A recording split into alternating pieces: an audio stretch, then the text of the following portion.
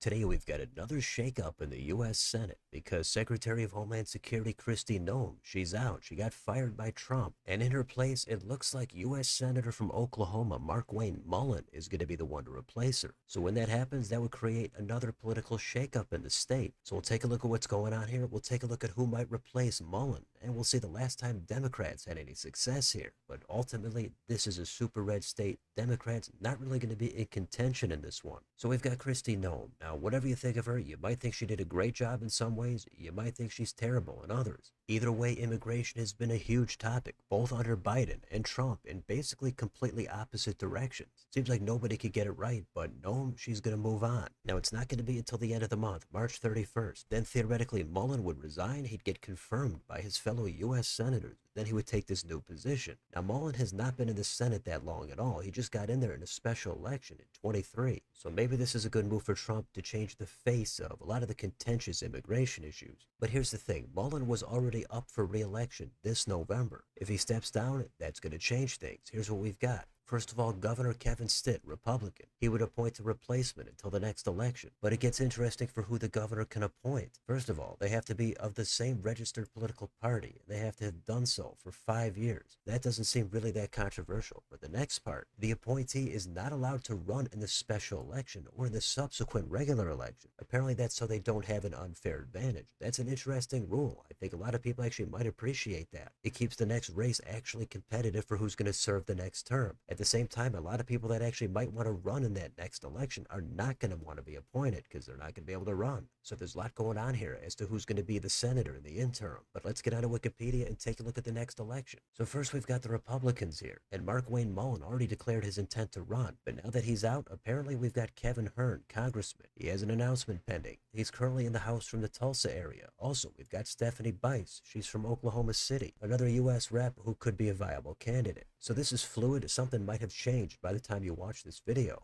And who knows who else could get into this thing. We've got somebody here with an amusing name, Dusty Devers, state senator. It's unlikely they make a splash, but you never know. Again, these are going to be separate from whoever Stitt appoints in the interim. But because this state is so red, it's unlikely that Democrats can make this seat actually competitive, even in a blue wave. If you go down here and look at the Dems, they basically got 3 no-name candidates. The Republican at this point was almost running unopposed. I think this will change things because now it's an open seat. Of course, Dems have to put up somebody. But even though we took a look at Montana yesterday, that's already a moderately red state. Now we're talking a super red state. And for a little bit of reference, let's see what Markwayne Mullin did when he won in his special election just a few years ago in 22. Well, he defeated Congresswoman Kendra Horn by 26%. He's at 61.8. So that's not remotely competitive. Horn did manage to win Oklahoma County. A lot of people live there, but that's not going to get the job done unless you're going to win that county by 60 or 70 points. So Dems should put up somebody. Maybe they run the independent route like they might do in some other red states. But neither party, I don't think, should ever be unopposed. The other side should make some sort of an effort. So this is a pretty red state, but of course, if you go back far enough, Dems had success here. Let's go back to 1990. This is the last time the Dems won a Senate seat here. Now, this is David Bourne. Take a look at this map. You're not seeing things. This whole thing is completely blue. Some of it's even dark blue. He got an astonishing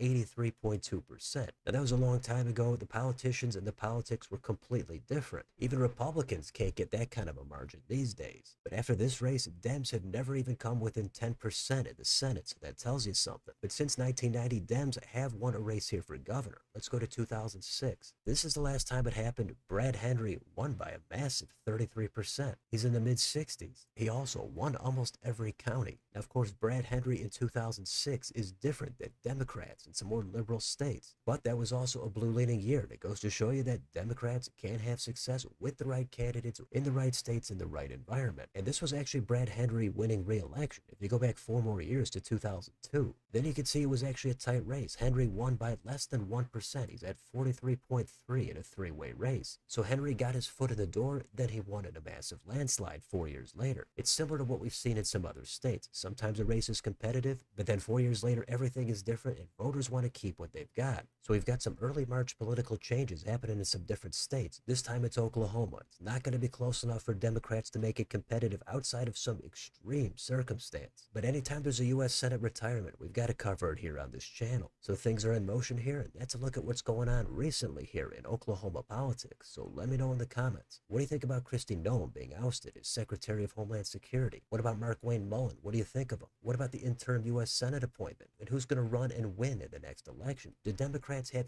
any kind of a chance here at even getting it under 10%? What do you think about any of this news? Let me know down below. On your way out, don't forget to like, share, and subscribe. Join if you'd like to help support the channel and hit the bell for notifications. Thanks for watching. I'll see you next time.